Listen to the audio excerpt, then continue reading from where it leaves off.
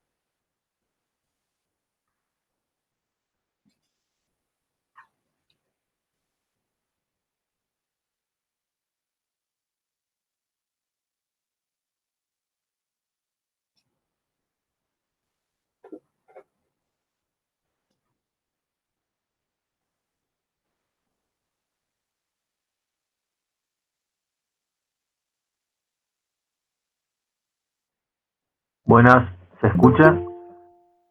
Porque no veo a nadie, pero veo que hay 7 y está todo negro.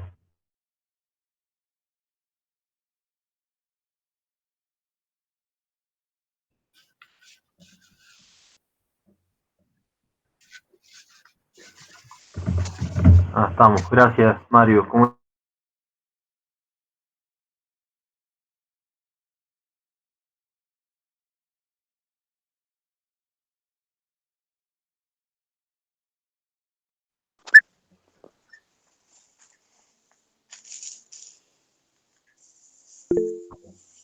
Esperemos que no.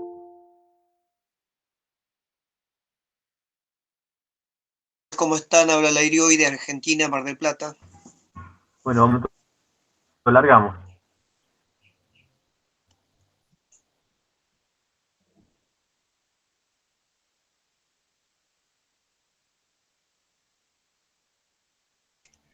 Yo sí, pero ustedes parece que tienen un Buenas déficit noches. ahí. Muchas gracias por sumarse.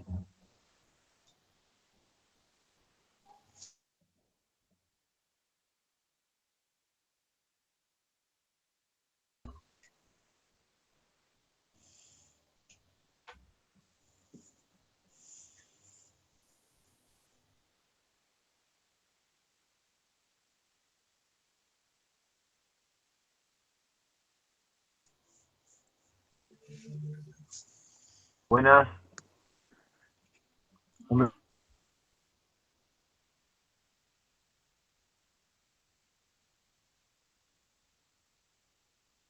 quedó por la mitad.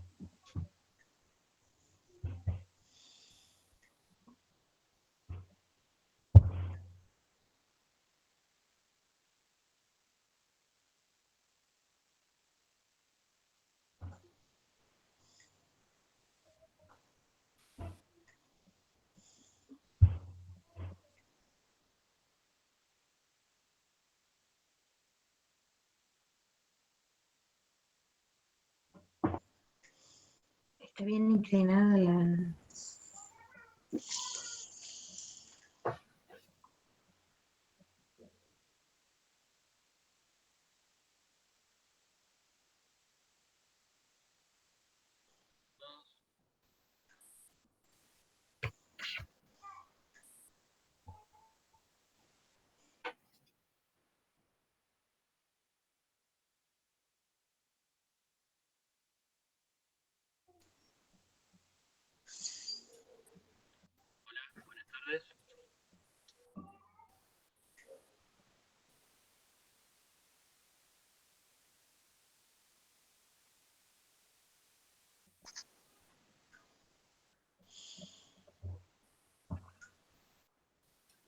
Buenas tardes.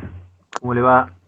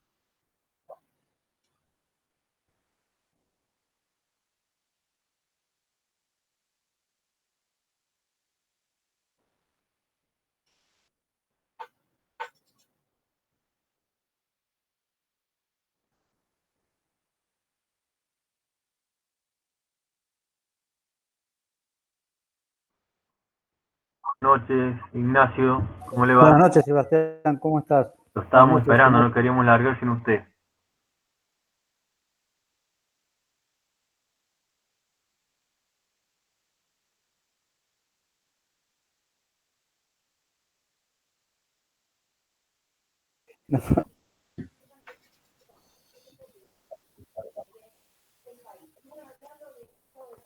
A mí me demoró un montón para entrar.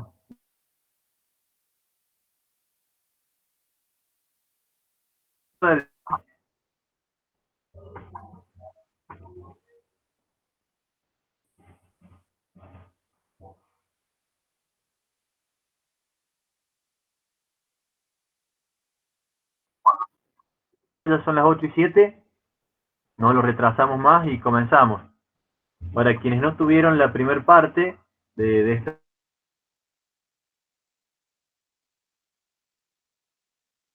miembro correspondiente de la Academia Sarmantiniana, Academia Argentina de Historia, Centro de Estudios Cívicos de Córdoba,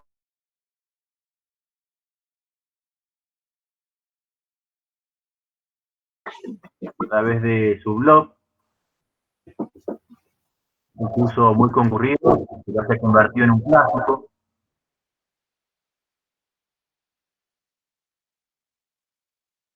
Es realmente un pensamiento muy crítico y fundado de toda la realidad política argentina.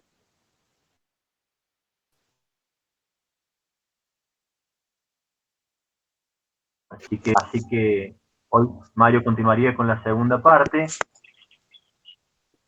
Aquí le quería pedir, Mario,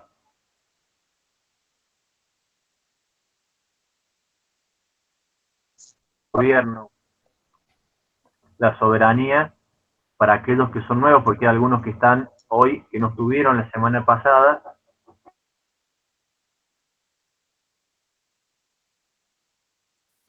y los datos que nos estaba dando, que eran realmente alarmantes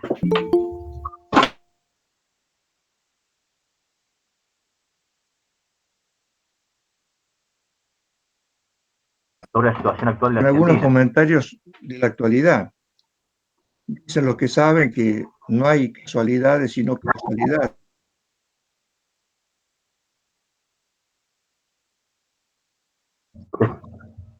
Yo por lo menos Julio, pues sí, perfecto.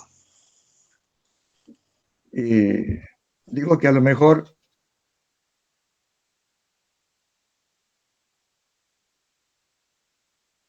sabemos que hay sistemas de espionaje en el mundo. Por ejemplo, esta semana los israelíes anunciaron un inventario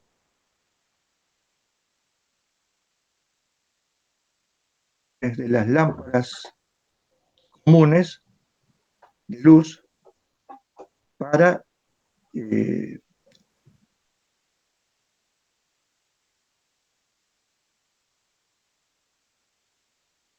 llamado Echelon, que se considera la red de mayor envergadura que ha existido,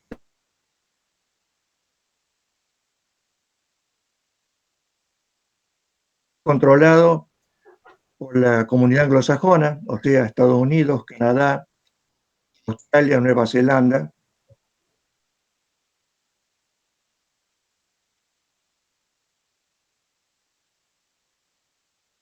y correos electrónicos en casi todo el mundo. Se estima que Echelon intercepta más de 3.000,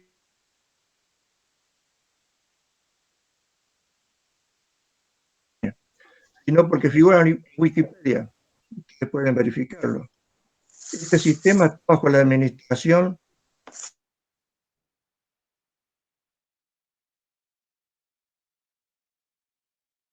empleados solo en la sede central que está en Maryland. Estas señales, una vez que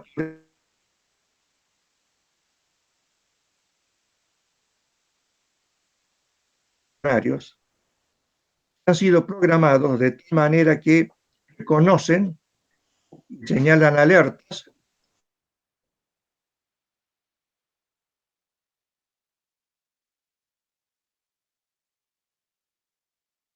estaciones fijas en distintos lugares del mundo y satélites geoestacionarios.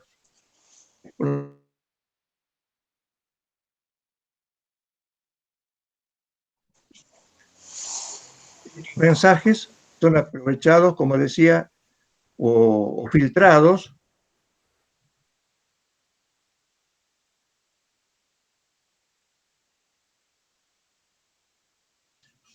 revolución, etc.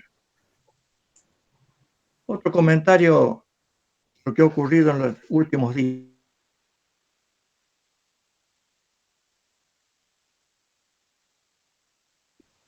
Nos interesa mencionarlo no por los aspectos técnicos o económicos, sino porque el presidente funda.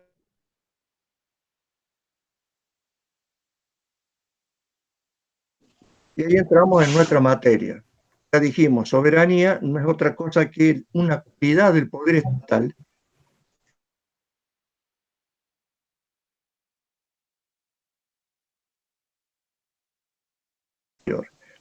Por lo tanto, hablar de una soberanía parcial no tiene sentido. Sería absurdo que un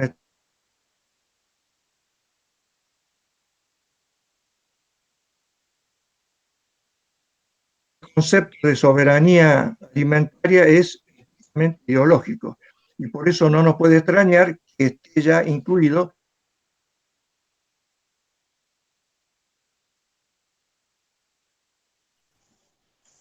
Sabemos que la mayor parte de los productos que exporta esta empresa Vicentín no son para el consumo humano.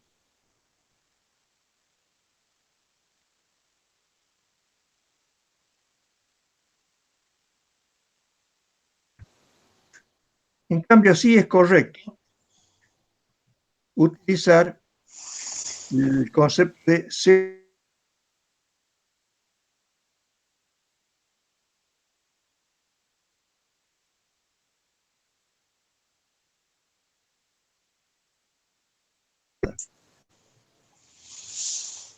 tan conveniente, posible,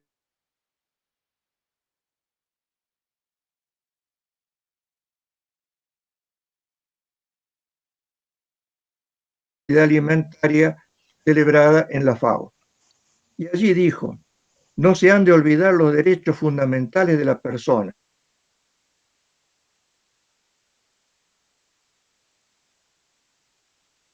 Al agua.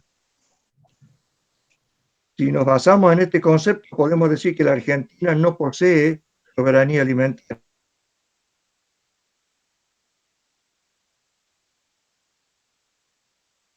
Desnutridos, muchos subalimentados. El día que se escriba la verdadera historia de los ancianos que están fallando,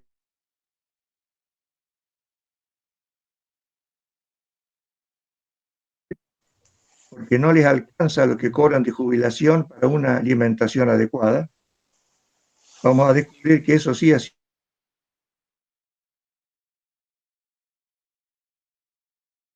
la alimentaria llega actualmente al 32%, de los cuales padecen hambre el 9%.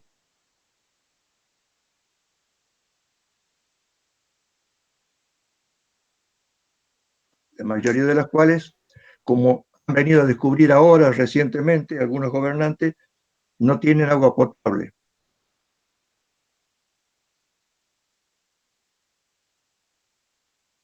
Ha señalado que mueren actualmente 5 chicos por día por desnutrición.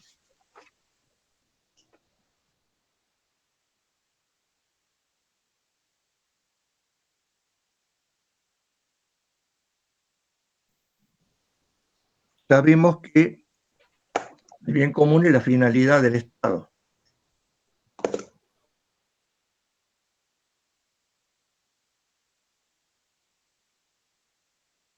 Dice, el conjunto de condiciones de la vida social que hacen posible a las asociaciones y a cada uno.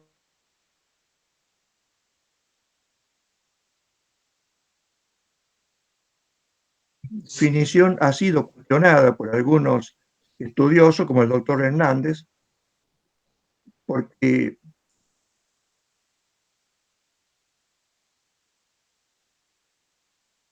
es la expresión más precisa de Pío XI, figura en la encíclica Divine Ius Magistre, un poco más larga.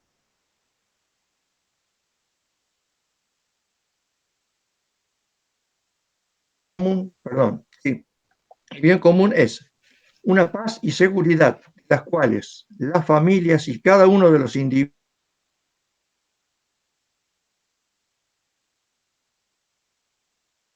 de bienes espirituales y temporales, que sea posible en esta vida mortal, mediante la concorde colaboración.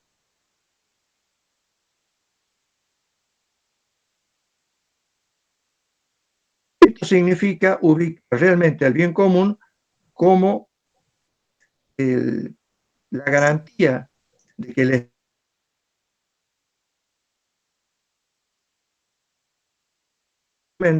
parecería que ese conjunto de condiciones surge espontáneamente, o en todo caso por la mano invisible ley del Estado que sabe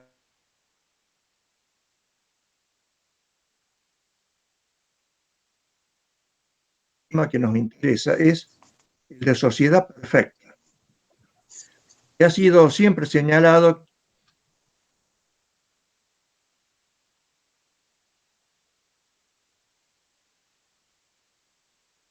significa que posee todos los medios para lograr su fin propio, en el caso del Estado, el bien común temporal.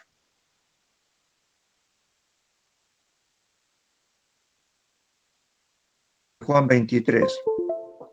Porque allí decía el Papa que en las actuales circunstancias ningún país puede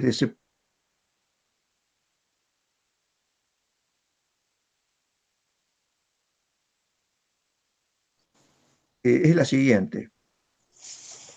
Tener en sí todos los medios vale a decir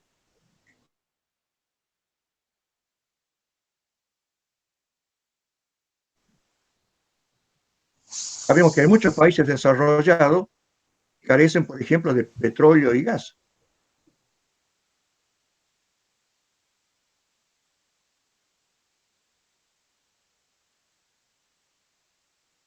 De la comunidad internacional, podríamos decir que no es una sociedad perfecta.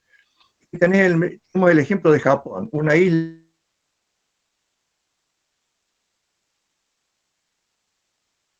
territoriales. Sin embargo, sabemos que es la tercera potencia del mundo, que produce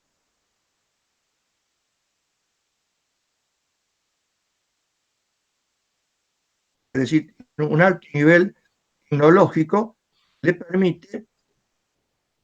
permitido lograr un alto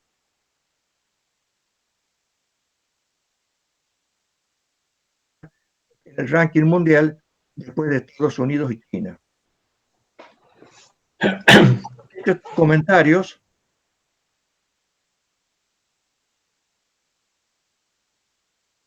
una breve recapitulación de lo que decíamos el otro día.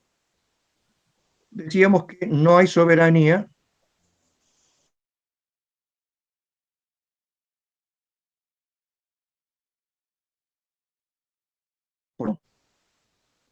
un órgano de síntesis, planeamiento y conducción de una sociedad territorialmente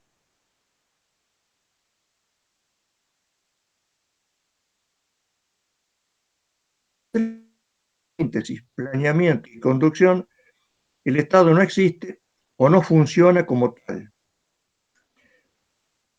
La soberanía, ya dijimos que no es nada más que una cualidad del poder estatal. No admite grados, existe o no. Lo que puede sí disminuir o incrementarse es el poder propiamente dicho. Es la capacidad de hacer cosas, tomar decisiones e influir en la realidad. De opción o de visión, para nosotros es una tesis, podemos decir que el Estado argentino dejó de funcionar a partir de junio de 1970. Si quedan dudas, después podemos conversar sobre el tema.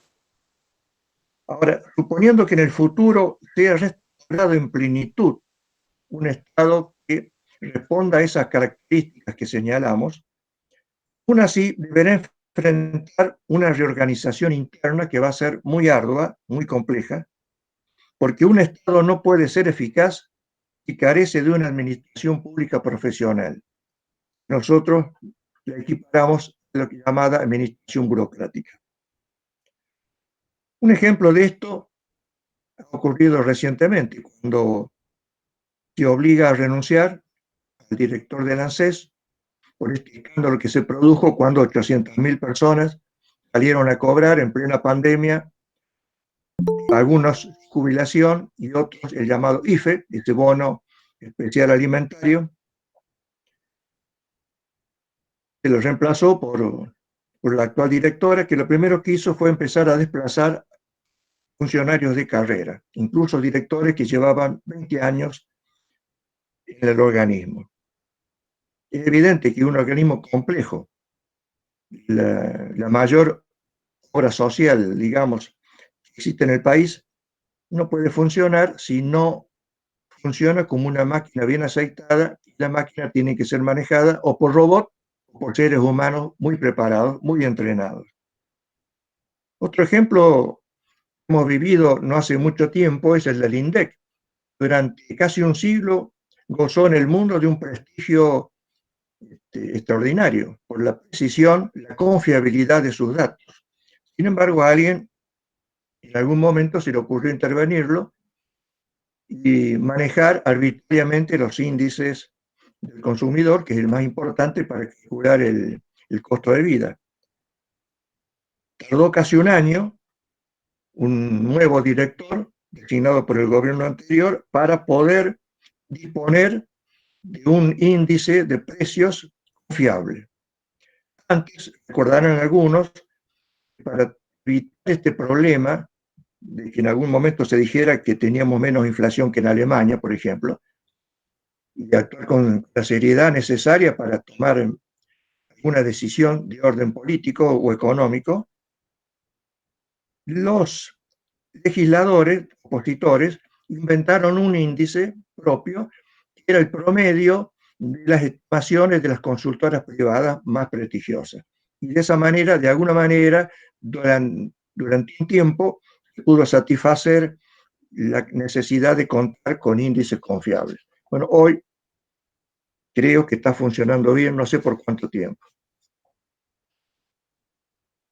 En la Argentina, desde hace por lo menos 40 años, los gobiernos sucesivos han carecido de un cuerpo de funcionarios eficientes.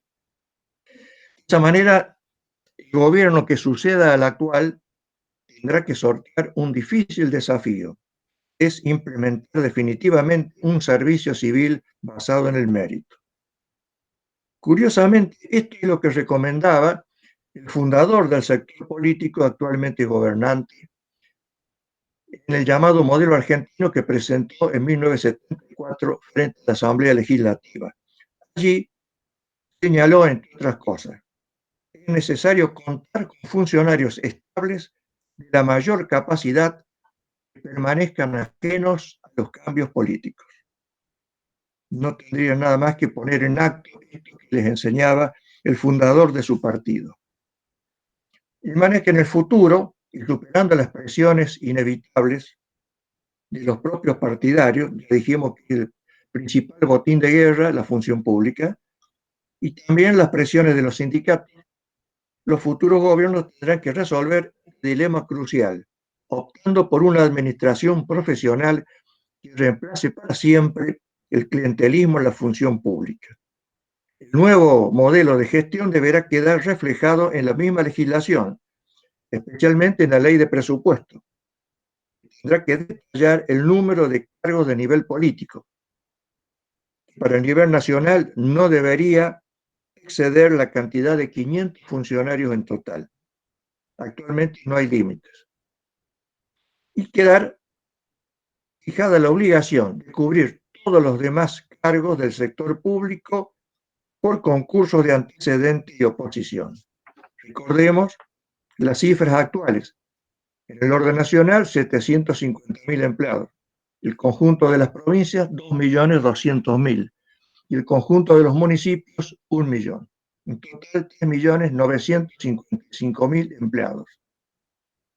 de los cuales es fácil estimar que hay por lo menos entre 1 millón y 1,5 millones que no son necesarios. Pero por supuesto, no es sencillo, entre otras cosas, por la estabilidad laboral que poseen la mayoría, de disminuir eso. Por lo tanto, debería ser un trabajo de verdadera ingeniería organizativa, poder en un lapso razonable, no más de una década, ajustar la administración, pero no solo ajustar en cantidad, porque el gasto no es el más importante. El problema es la eficiencia, la preparación que deben tener los funcionarios que están al servicio del sector político, o deberían estarlo. Pasando a otra parte, ahora, otra parte de este análisis.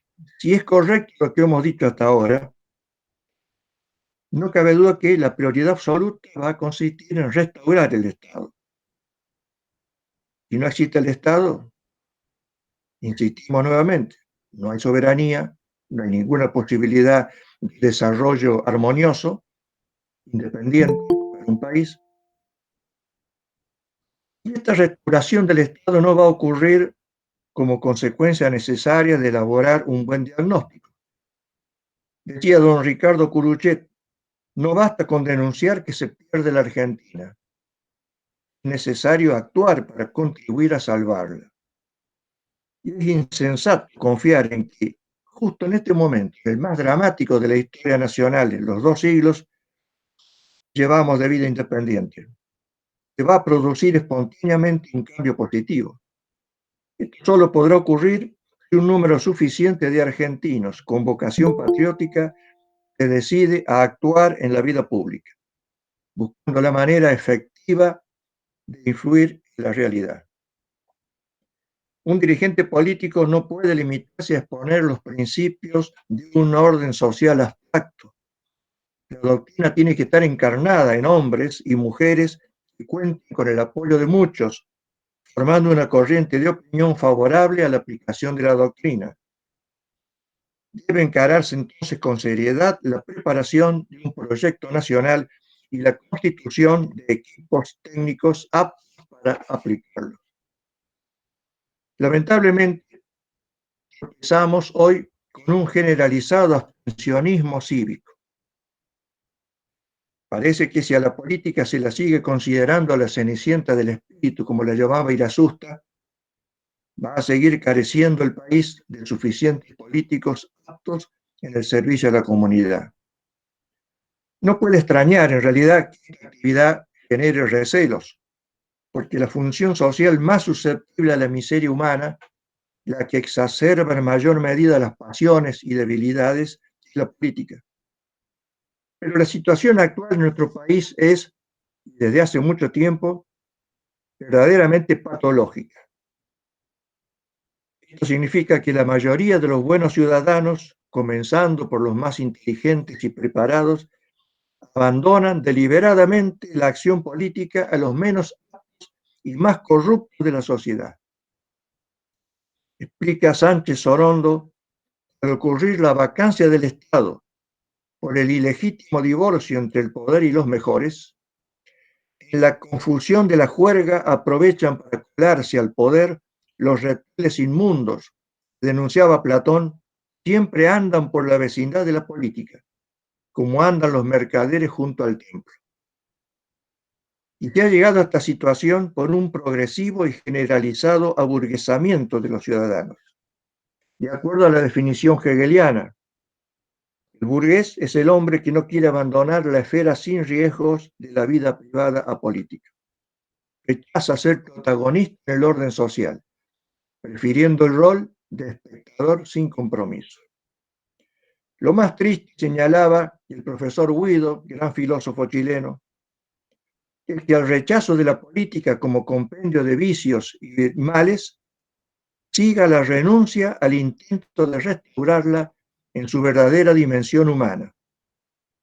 El buen ciudadano se aparta de la vida cívica, abandonando asqueado ese campo a los que han hecho presa de él. Es que la política es una actividad moral, pues procura el bien integral del hombre, Entonces, independizar la política de la moral conduce a la grave crisis contemporánea. La política se reduce a la lucha por el poder sin límites éticos ni legales. Esta actitud pasiva frente al poder distorsionado se explica por las brumas de que se rodea. Disimulando, al ser anónimo, se presenta como un simple instrumento del pueblo, habiendo logrado aceptar la idea ficticia de la soberanía popular. En la legislación actual se concede el derecho a todo ciudadano argentino de realizar actividades políticas y a competir por el acceso de cargos públicos. Esto está en la Constitución, artículos 37 y 38. Ahora, no cabe duda de que a cada derecho corresponde un deber. Todo miembro de una comunidad debe contribuir con el bien común de la misma y estar dispuesto no solo a defenderla con las armas en caso de una agresión externa, sino también con los sacrificios y aportes que requiera el mantenimiento del orden y la paz social. Y la advertencia de Ortega: el hombre que no se ocupa de la política es un hombre inmoral. Agregaba el filósofo español para evitar otro error: el hombre que solo se ocupa de la política y todo lo ve políticamente es un majadero.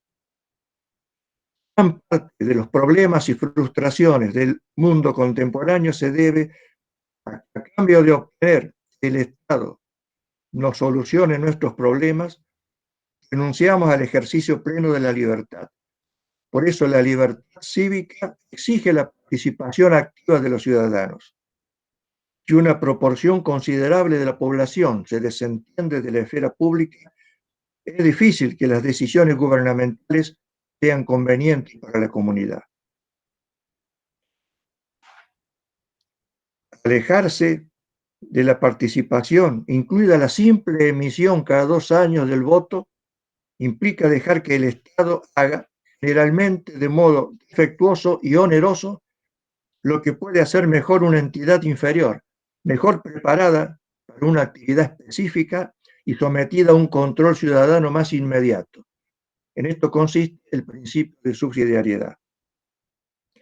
El abstencionismo crónico originado, concretamente en la Argentina, una corriente de pensamiento integrada por intelectuales serios que, sin embargo, consideran inmoral participar en política, mientras rija el sistema vigente. Concretamente, cuestionan el ejercicio del voto en un sistema de sufragio universal y que sea a través de los partidos que se elijan a los gobernantes.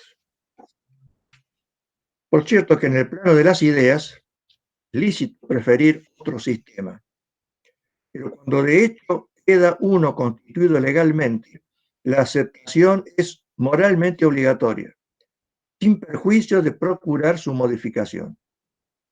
En el sistema vigente en la Argentina existen aspectos defectuosos, nadie lo ignora, pero solo podrán ser corregidos mediante justamente la participación a través de los cauces legales. No bastan las marchas, las solicitadas, los mensajes de WhatsApp. Y esto, si tenemos dudas, basta consultar el Catecismo de la Iglesia Católica, párrafo 2240. Repite en forma lapidaria: la obligación moral del voto. Por otra parte, no se puede equiparar la política con la magia, creyendo entonces que va a poner mucha energía, mucha fuerza a solucionar los problemas. La política siempre es y será una constante opción de dificultades. Y precisamente en la actualidad parece imposible la actividad política honesta, dada la complejidad del mundo que nos toca vivir, sin aplicar la vieja doctrina del mal menor aceptada por el magisterio católico. Esta doctrina está recogida, por ejemplo, en 2 encíclicas: La Libertas, de León XIII, y La Humane Vitae, de Pablo VI. Paradójicamente, cuando más necesaria resulta esta doctrina es cuanto más está cuestionada, como una forma de cobardía. Y de ahí se deriva una tendencia permanente al utopismo. Aunque resulte curioso, quienes están en las antípodas de una tendencia revolucionaria apelan con frecuencia a la utopía como excusa para evitar el esfuerzo concreto de mejorar la realidad, conformándose con soñar con un mundo imaginario. Recordemos que el vocablo utopía fue inventado por Tomás Moro y significa lugar que no existe. De esta manera, la mayoría o muchos eluden la propia responsabilidad, contribuyendo a que la situación existente se mantenga. Y por eso parece adecuada la expresión eutanasia de la polis. Se produce por la negativa a intervenir, considerando que nada puede hacerse en este momento para salvar la vida de la comunidad. Con esto se aprovechan el consejo de Tomás Moro, patrono de los gobernantes y políticos. Si no conseguís todo el bien que os proponéis, vuestros esfuerzos disminuirán por lo menos la intensidad del mal. Lo dijo nada más que alguien que murió martirizado, con su cabeza cortada por su intransigencia en defender precisamente la verdad. Pero antes de morir en manos del verdugo, él recitó todas las provocaciones, los incentivos para hacer lo que hicieron la mayoría de los sacerdotes ingleses, salvo una docena y el obispo Fisher, que también han sido declarados mártires. Él podría haber dicho, y lo dijo muchas veces, yo no soy teólogo, yo soy un laico común, no entiendo de muchas cosas. Así que no tengo por qué firmar algo de un tema que no conozco, pero eso que le querían hacer firmar en una declaración aprobando el divorcio del rey. Esto le costó la cárcel en la Torre de Londres, hasta que en un juicio falso, un falso testigo lo acusó de haber escuchado, de haber dicho en su presencia que el rey estaba en herejía, etcétera, etcétera. Entonces allí dijo, bueno, sabiendo que no puedo ya continuar defendiendo, efectivamente el rey es un hereje, porque se aparta de Roma, y yo voy a morir por defender la verdad. Pero hasta entonces él utilizó todos los recursos, todas las chicanas jurídicas que podía usar como gran abogado que era. Es decir, utilizaba el mal menor, y eso le permitió ser canciller, un brillante canciller de Gran Bretaña. Hoy es habitual quejarse de los malos dirigentes políticos. Pero como señala Ernesto Palacio, en realidad el pueblo busca siempre intuitivamente dirigentes que lo conduzcan. De manera que no es cierto que el pueblo rechace deliberadamente a los mejores para preferir la demagogia y el populismo. Si no elige a los más capaces y patriotas, sencillamente porque dichos dirigentes no existen. Un estamento dirigente está integrado por aquellos ciudadanos que no solo pueden legalmente llegar a las magistraturas, sino que por el influjo de que gozan y sus condiciones de preparación y experiencia están realmente en condiciones de asumirlas y desempeñarlas benéficamente. Entonces, para terminar, y como afirma Aristóteles, es imposible que esté bien ordenada una ciudad que no esté gobernada por los mejores, sino por los malos. Resulta imprescindible la participación activa de los ciudadanos para procurar que accedan al gobierno los más aptos y honestos, dispuestos a desempeñar las funciones públicas.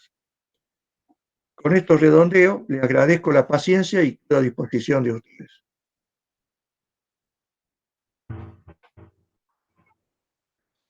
Mario, muchísimas gracias.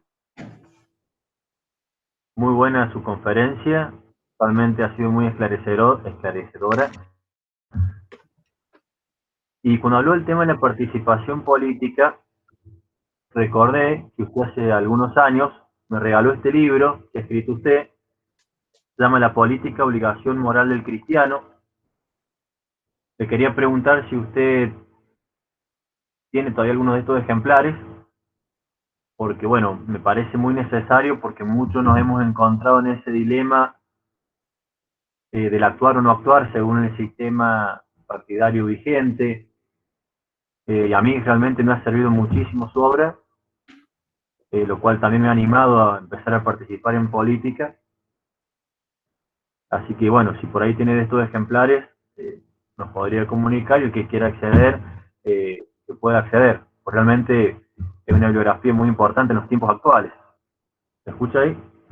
Sí. Y si quieren hacer preguntas, vayan abriendo los micrófonos y bueno, vamos siguiendo el orden de quién va llegando primero. Bueno, Acá pregunta Laura. te contesto la Sí. pregunta, Sebastián. El libro es un simple resumen de la doctrina católica y la sabiduría clásica, digamos, por eso cita a filósofos como Aristóteles que no llegaron a ser católicos, pero les faltó muy poco. Se consigue el libro únicamente por internet en Mercado Libre, aquellos que se aburrieron o que llegaron hasta la página 10 nada más y lo vendieron. Bueno, entonces algunos que tengan curiosidad y volver a clavarse, pueden adquirirlo por esa vía. Y si no, bueno, en algunas bibliotecas también está. Bueno, ahí María Laura, te contesté lo del libro. Le damos la palabra a Ignacio Uriburu. Bueno, buenas noches. Mario, le quería agradecer Ignacio, cuando quiera. No sé si me escuchan en este momento. ¿Me escuchan Sí, bien? perfecto. Sí. Bueno. Buenas noches. Le quería agradecer su exposición. Creo que es muy esclarecedora y digo, cuando uno se larga a hacer, a estudiar la historia y a estudiar los puntos donde tomamos el camino equivocado, llegamos a conclusiones que usted ha resaltado muy sabiamente en esta exposición. En especial, el tema que tiene que ver con el empleo público. El gran problema que tenemos como nación nosotros, lo que pude colegir, es que no hay una verdadera conciencia de cuál es la distribución de funciones que hace la Constitución entre los tres poderes. Hay una ausencia del poder legislativo, hay una abdicación del poder judicial y hay un poder ejecutivo que ha asumido en forma omnímoda todas las funciones del Estado. Entonces, legisla por DNU, a los jueces los maneja a carpetazos o sobre la base de presiones. El Estado lo ha ampliado, en los últimos 10 años hemos crecido, la población creció un 10%, y no obstante, en promedio, en los tres niveles de nacional, provincial y municipal, el empleo público creció un 70%. El principio del artículo 16, que fija la idoneidad para los cargos, está dejado de lado porque el acceso a la función pública se ve como una cuestión de amistades, parentescos o favores políticos.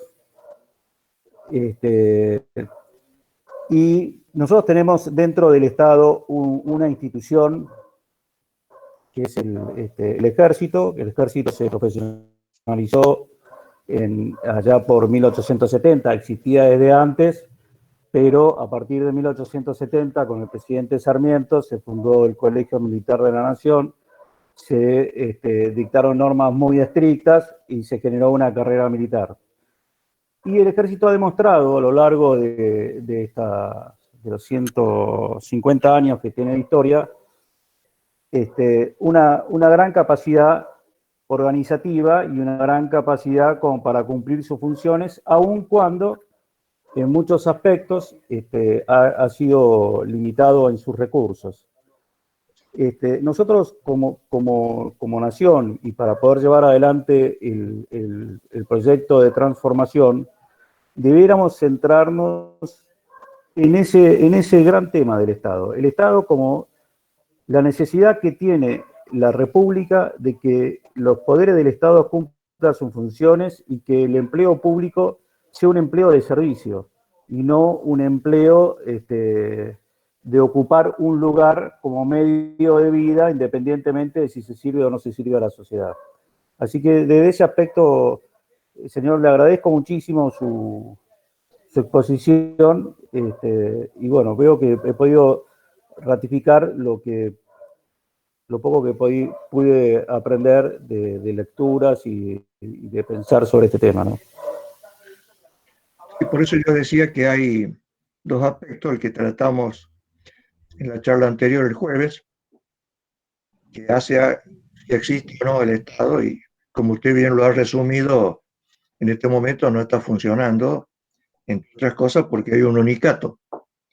No, el Poder Legislativo con gran esfuerzo está haciendo algunas sesiones virtuales, no sé hasta qué punto son bien controladas, falla a cada rato, y el Poder Judicial sigue durmiendo a la siesta, en lo que parece ser una larga feria, justo en el momento en que se van acumulando problemas muy serios, por ejemplo, los pedidos de quiebra, los asesinatos, pedidos de divorcio que no por casualidad se han incentivado durante la pandemia, etc. Pero superando eso, es decir, si lográramos restaurar el Estado, faltaría la otra parte, es decir, lo que yo le llamo quiénes son los que manejan la maquinaria.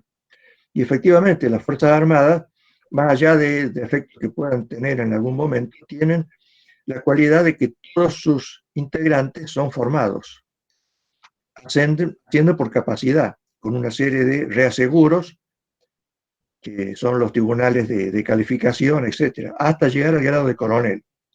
Allí los políticos tienen su propio reaseguro y en condiciones de impedir que ascienda un coronel simplemente porque se llama igual que el padre que acusado por derechos humanos.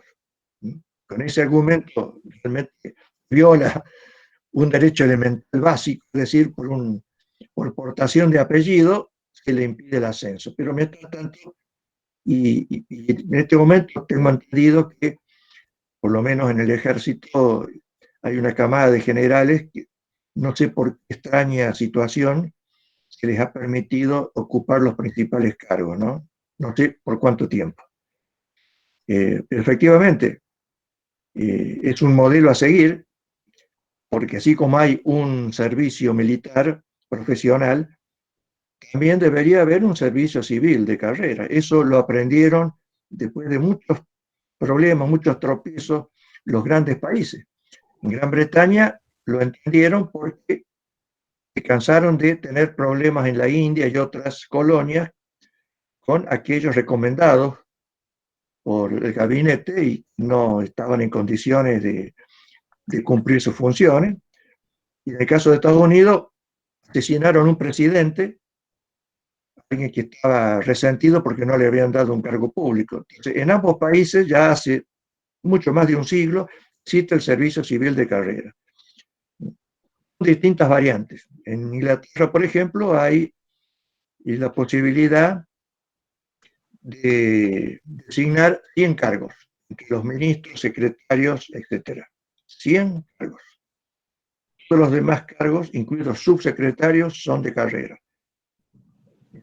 En Francia son 300 cargos, en Japón son 28 cargos.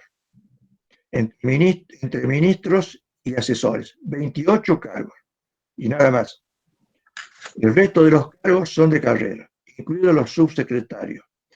Por una serie de razones tradicionales del Japón, como comienzan muy jóvenes, normalmente se jubilan de la función pública a los 50 años para pasar a la actividad privada. Y cuando se jubilan, se presentan al ministro y le dicen: señor Miyamoto, acá le presento a mi reemplazante Karayaki, yo lo he nombrado en base al mérito. Es un ejemplo extremo, digamos, típico de los japoneses, pero que sirve para comparar, porque decíamos el otro día, cuando el intendente de La Matanza es electo, cambia o echa o nombra 3.000 empleados. Un solo municipio.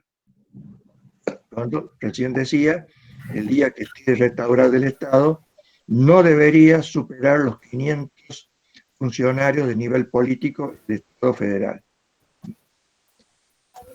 Yo totalmente de acuerdo con lo que usted expresa, señor. Me parece que este tema, a su vez, debiera vincularse con política de Estados, o sea, con acuerdos de todos los partidos políticos en cuanto a consensos básicos que hagan que la nación siempre avance en un sentido determinado, con algún matiz más social, con algún matiz más de mercado, con algún matiz más del momento que está viviendo la nación, pero que en lo sustancial el tema de contar con cuadros profesionales, con un Estado eficiente y con una optimización de los recursos tributarios que estén más allá de la optimización que podría hacer el particular, haga que nuestra sociedad vuelva hacia un sentido de productividad plena y no de socializar digamos, la mediocridad, sino que tenemos que socializar la excelencia. Eso creo que es lo que han planteado los japoneses, ¿no? Le agradezco. Perfecto.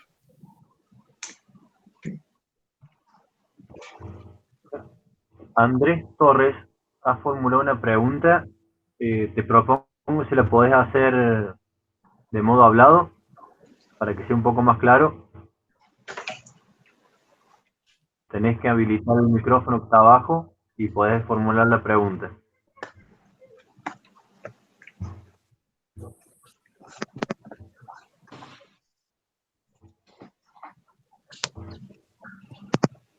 Ahí estás habilitado, Andrés.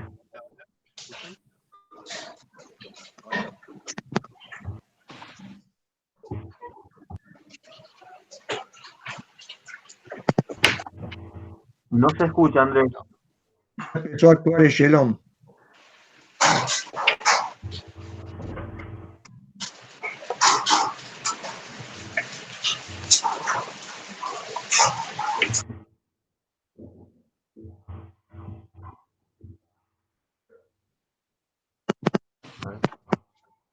Bueno, voy a leer la pregunta de Andrés y si recupero el audio, después la formula él.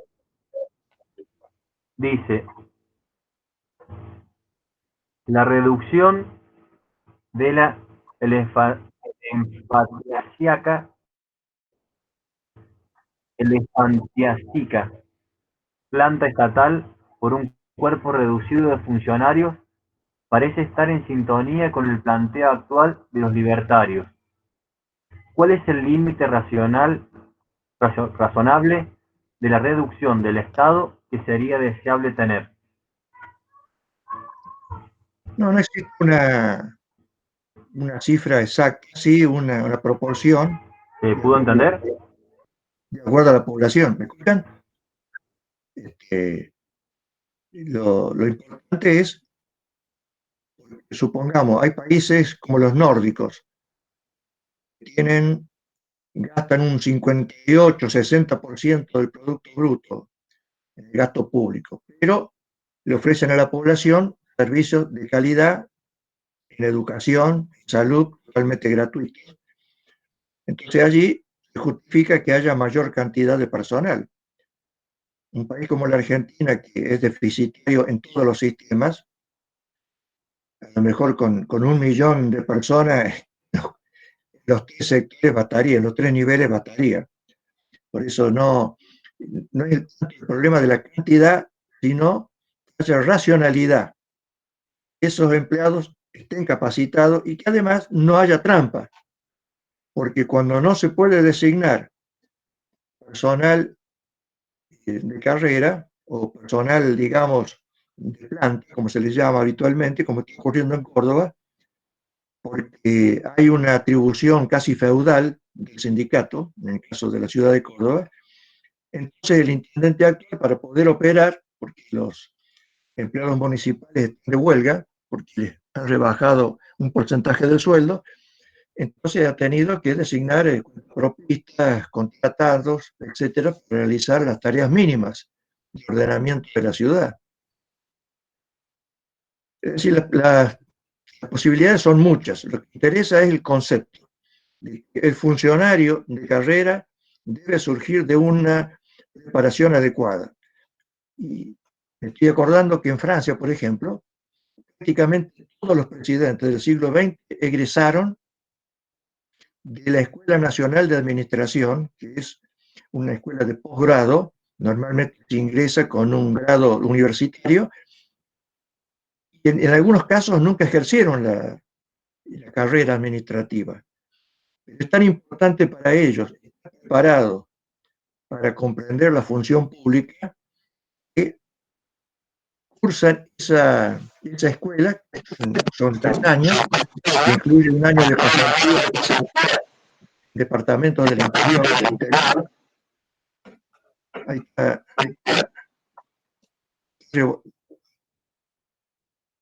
Parece que está hay una resonancia, ¿no? No sé si se escucha bien ahí.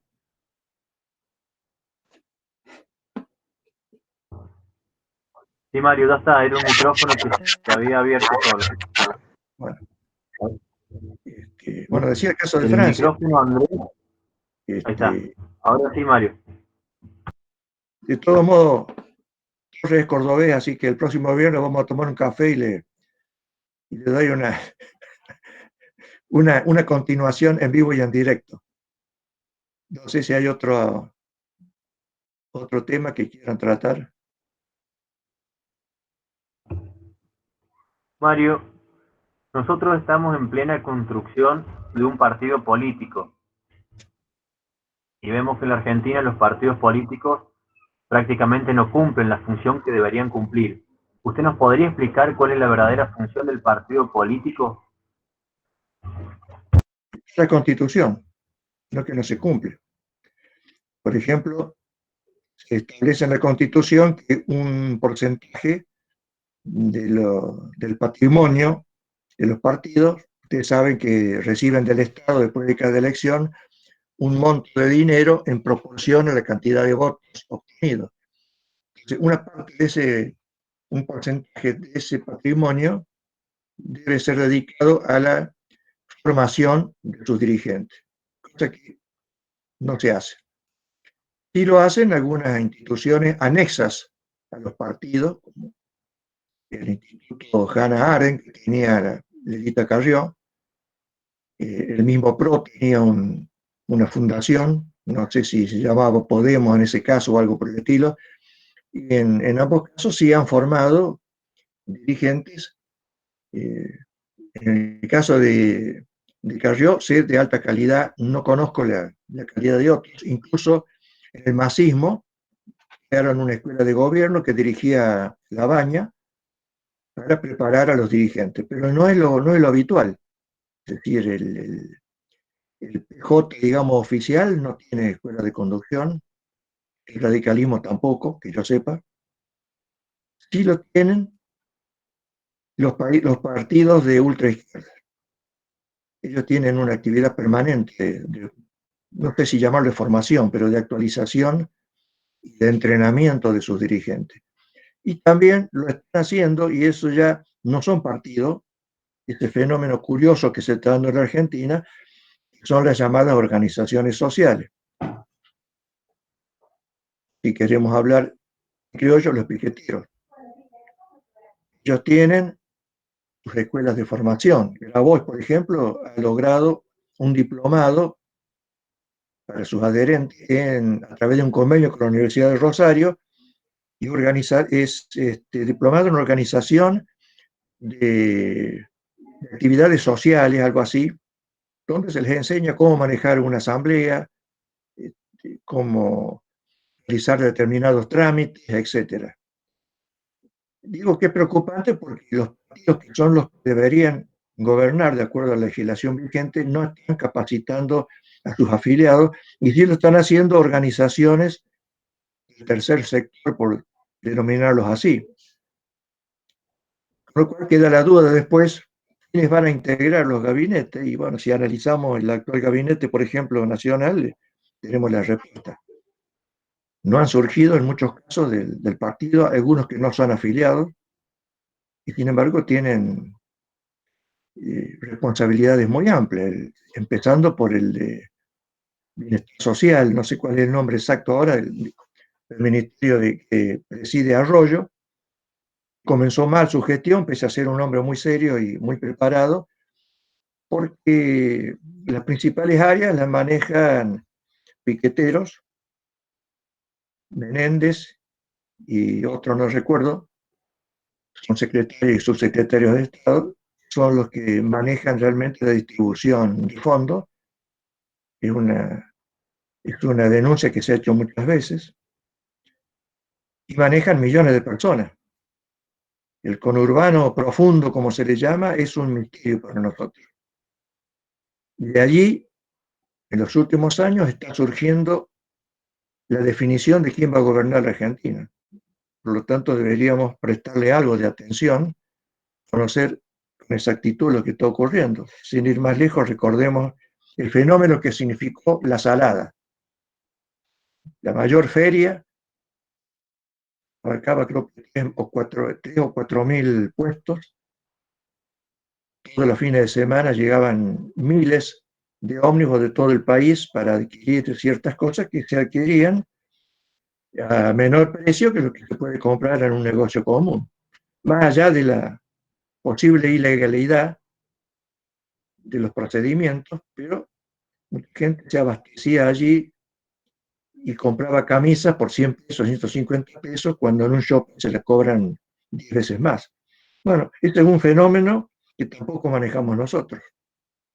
Es decir, que por un lado, muchos de nuestros amigos no aceptan la partidocracia, más llamada así, porque la partidocracia es un defecto, es una patología del sistema de partidos, que si está bien organizado, bien controlado por el Estado, debería funcionar bien, por lo menos para el propósito que tiene. El único inconveniente o cuestionamiento que podemos hacerle desde el punto de vista doctrinario es el monopolio de la representación política. Eso surgió con la reforma del 94, no estaba establecida en la Constitución del 53, por motivo de una impugnación por parte de alguien que se candidateó de manera independiente y llegó a la Corte Suprema, y la Corte Suprema dictaminó que el monopolio lo tienen los partidos políticos. Eso es cuestionable porque debería ser permitido que un ciudadano destacado, por ejemplo, un vecinalista, un profesional, un director de escuela, un director de hospital que es apreciado en su ciudad respectiva, pueda postularse para ser concejal o diputado. Eso no se puede hacer. Bueno, ahí la contrapartida es que, debido al desprestigio de los partidos, en la práctica, gran parte de los candidatos son cooptados de la sociedad.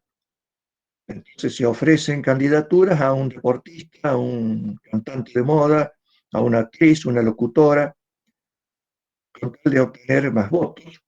Un Tinelli, por ejemplo, ha sido varias veces tentado y tiene la impresión que en el futuro turno electoral aceptaría una candidatura.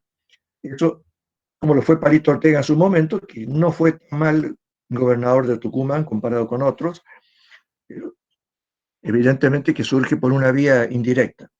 Siempre a través de un partido que lo apoya, que le ofrece su candidatura y de cierto modo lo condiciona.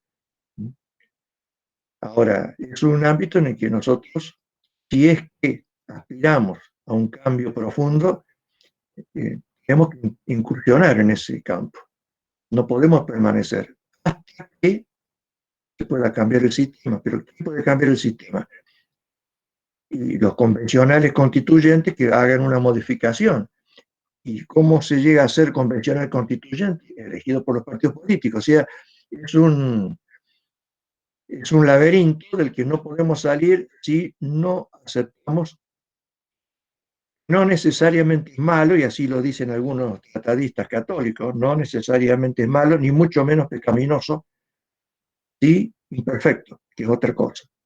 Porque lo óptimo sería que la representación política esté compensada con otras representaciones de organismos sociales, de las fuerzas vivas, como se les suele llamar habitualmente. De esa manera se lograría un equilibrio más sano.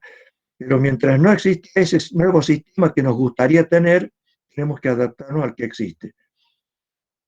Y no es cierto que no haya posibilidad de ingresar a un partido. Y suponiendo que lo hubiera en algún partido muy grande, nada nos impide, como están haciendo algunos de ustedes, formar un partido propio.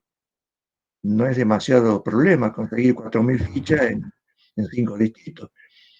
Exige, sí, un trabajo perseverante, concreto, de afiliación y de convencimiento a las personas que pueden apoyarnos. Y a partir de la aprobación de una personería, bueno, entra en juego las distintas opciones que hay, alianzas, confederaciones, etcétera, para contrabalancear a un partido o una coalición gigantesca como es la que gobierna en este momento en la Argentina.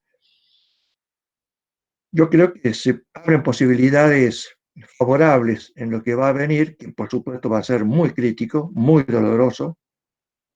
Ya se está hablando de una inflación del 55%, desempleo muy alto, pobreza superior al 50%. Eso evidentemente son cosas muy tristes, pero eso mismo nos debe acicatear a buscar la solución y complicarnos, es decir, involucrarnos en la realidad para buscar la solución efectiva y alguna vez dejar de soñar. Para soñar está la noche, pero durante el día trabajemos en lo que podemos y debemos hacer, si es que nos interesa el futuro de la patria. Mario, acá José Luis Petrocelli tiene una pregunta. ¿Cómo no? Si quiere activar el micrófono, José Luis.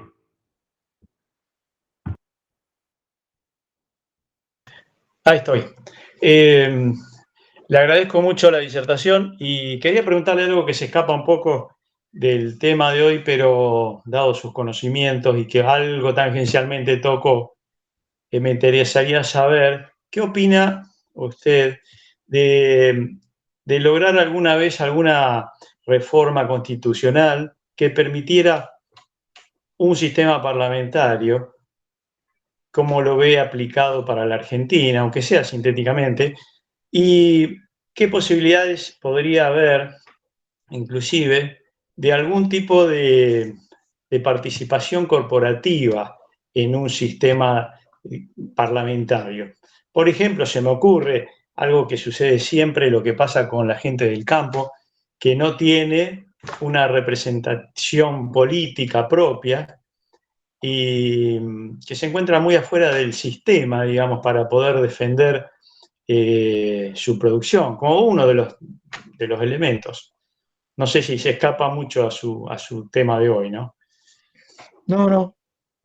Con respecto al sistema parlamentario, creo que no daría resultado y complicaría mucho más la crisis que tenemos. La Argentina, por su historia, por su cultura, requiere un sistema presidencialista.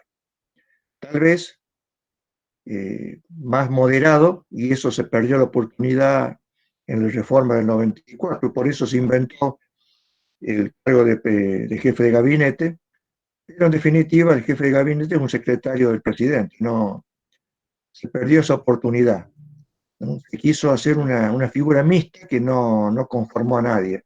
Entonces, el sistema parlamentario creo que no. Ahora, un sistema semicorporativo, digo semi porque admitiría también la existencia de los partidos, eso ya fue postulado por Perón.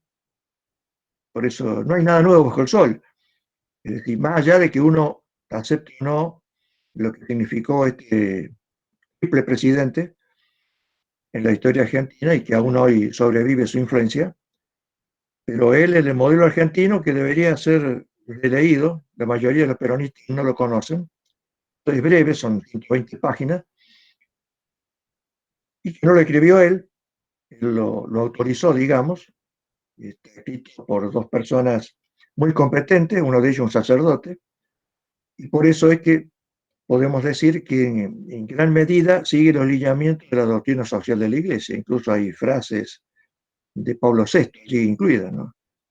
Y allí él, en realidad él siempre quiso, no porque fuera fascista, que es mentira, él nunca postuló un sistema fascista, y tuvo la oportunidad de introducirlo porque la reforma del 49, lo que recuerdan esa época, o la han estudiado, él tuvo mayoría absoluta porque la bancada radical se retiró antes de votar, así que podría haber votado un sistema estrictamente fascista si hubiera querido, pero no lo hizo, entre otras cosas porque Campay fue el miembro informante, el que redactó gran parte de la reforma, era un gran pensador, un tomista católico, no estaba de acuerdo con esas ideas. Y por eso, si se analiza con objetividad la reforma del 49, no se modificó ninguna de las atribuciones del Congreso, ni del Poder Ejecutivo, ni del Poder Judicial. Simplemente se agregaron algunos derechos, algunos detalles, pero no le ninguna atribución. Y de hecho, durante su presidencia hubo menos intervenciones que las que produjo, por ejemplo, Hipólito Yrigoyen. Pero no me quiero del tema. Un sistema semicorporativo es perfectamente posible, sin decirlo, en algunos países este sistema. Y en el modelo argentino están las bases para lograr eso. Porque efectivamente no existe adecuado equilibrio frente a la excesiva intervención estrictamente partidaria. No es casual que a la pandemia, al cabo de 6 meses o 7 de haberse iniciado este gobierno, no se ha logrado, porque no le ha interesado al presidente, constituir el Consejo Económico y Social, que es una forma, bien aplicado, como lo tiene Francia y otros países, de moderar la influencia del Congreso. Es decir, se le añada allí la representación auténtica, como lo logró en la crisis del 2001. La Argentina estaba en llamas y se logró en pocos meses apaciguar los problemas, bajar la inflación, incentivar la producción, etcétera, porque se sentaron y se escucharon los empresarios, los obreros, intelectuales, etcétera. Esto ya se hizo. De manera que es cuestión de rescatar eso, y estaba previsto que Labaña fuera el presidente de ese Consejo Económico y Social, y otorgándole determinadas funciones, por ejemplo, que tengan, por llamarlo así, un poder de veto para ciertas cuestiones, eso cambiaría muchísimo la calidad del funcionamiento del Estado. Además que, si bien lo miramos, existen aspectos semicorporativos en la Argentina. Ningún profesional, por ejemplo, puede ejercer su profesión si no tiene la matrícula. Y la matrícula, ¿quién se la otorga? ¿El Estado? No, lo otorga el colegio profesional respectivo. Ahí tenemos un claro ejemplo de delegación hacia un organismo intermedio. En algunos lugares, como en Córdoba, los consorcios camineros, que son los que se encargan de la atención de los caminos de la red terciaria y cuaternaria, porque los caminos de tierra o de ripio, tienen poder de policía. Es decir, pueden prohibir el tránsito, incluso a la policía. No sé si me entienden. Es decir, que tienen delegaciones por parte del Estado para realizar determinadas tareas. Y bueno, habría otros ejemplos que también se pueden agregar. Es decir, ya está existiendo. Sería cuestión de perfeccionarlos, combinarlos, darle rango constitucional para que exista un sistema semicorporativo en la Argentina. Esa debería ser, creo yo, una ambición nuestra para los que tenemos determinada posición doctrinaria. Pero mientras tanto... Disculpe, si puedo agregarle si no sé si hay tiempo. Bueno, sé, el jefe Sebastián.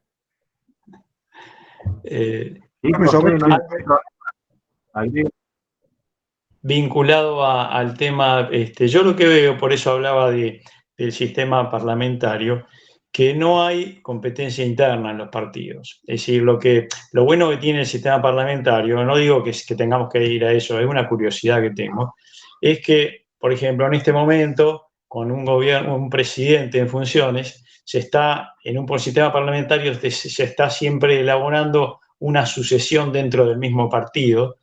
Nosotros nos encontramos en este momento, por ejemplo, en una situación muy, muy grave, que se va agravando paso a paso, mes a mes, y no tenemos en este momento, por ejemplo, una figura en la oposición que esté preparándose para oponerse a las ideas del Ejecutivo, o sea, para un poco limitarle, para que haya más debate, eso está, digamos, muy trabado todo lo que es el sistema partidario. Entonces, una forma sería el parlamentario y a lo mejor otra puede haber que sea reformar el sistema partidario para que se pueda activarlo de alguna manera. Porque yo lo que veo es que acá son 4 años que gobiernan, reforman todo el país, después viene otro gobierno, reforma todo el país, no hay verdaderos debates, se cierran los poderes legislativos durante 4 años, son escribanías, otra vez está volviendo a suceder lo que habíamos vivido anteriormente. Y eso es una transformación que me parece que hay que pensar a futuro. Esa es la curiosidad que tengo.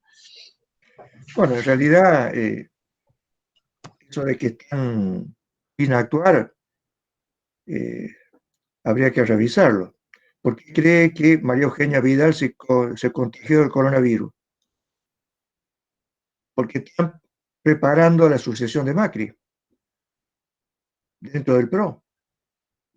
Es decir, están en plena actividad política porque ya se vienen las elecciones del 2021, que prácticamente está decidido que no haya las PASO,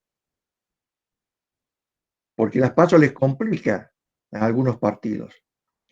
Es más fácil pensar, como se dice en la jerga, y llegar a acuerdos e ir directamente a las elecciones generales.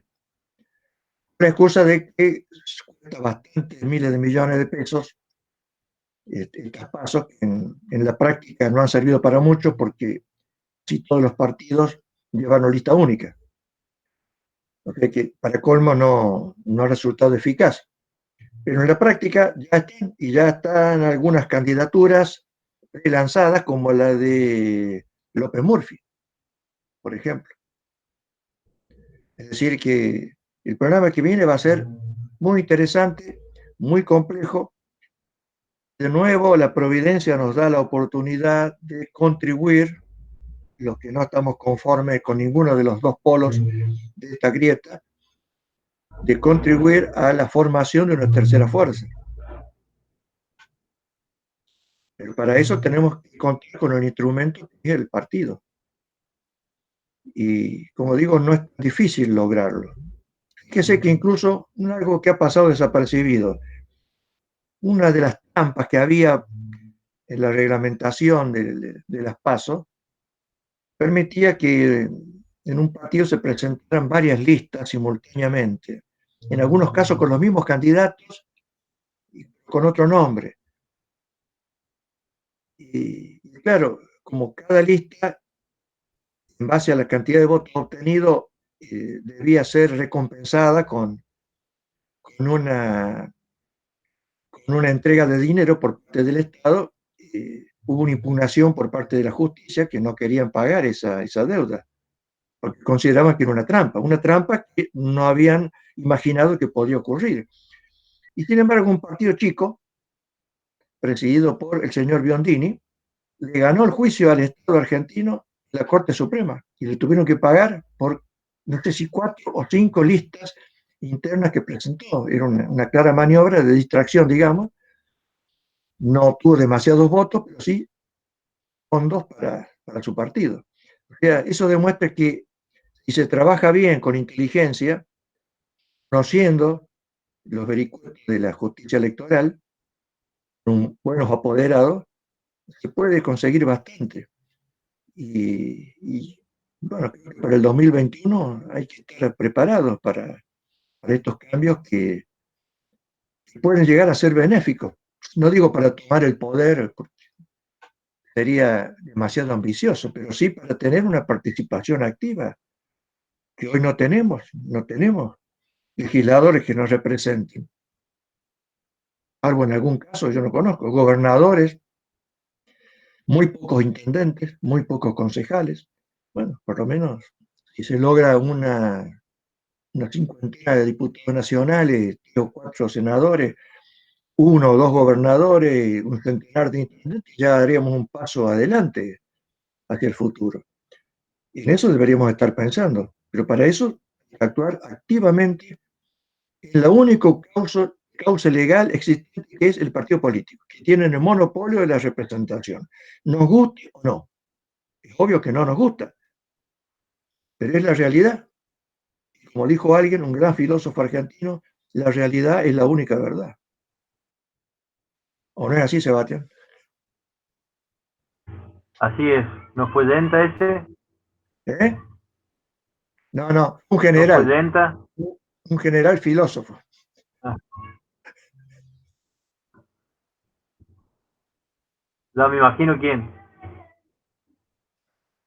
Es la Bueno, astucia del Mario, si no hay Chapulín ninguna otra Colorado. pregunta, le agradecemos. No, no es el fin porque ya lo vamos a volver a convocar. La verdad, cuando yo lo presenté, usted dijo que la presentación fue muy exagerada. Hoy le decimos al final de toda su disertación que me he quedado muy atrás. Ha demostrado mucho más de lo que fue esa presentación, así que muchísimas gracias por todo, Mario. Ha sido de mucha ayuda, nos ha aclarado muchos temas, nos ha abierto las puertas a temas nuevos, así que contamos con usted, lo vamos a seguir convocando porque queremos cumplir esa función del partido político de formar sus dirigentes y ese fue el objetivo de comenzar con este curso. Así que bueno, Mario, le agradezco muchísimo y ya volveremos a comer una cazuelita en su casa. Lo único que estoy esperando es el depósito en las Islas Caimán en mi cuenta para liquidar los honorarios. Fuera de eso no hace falta más nada.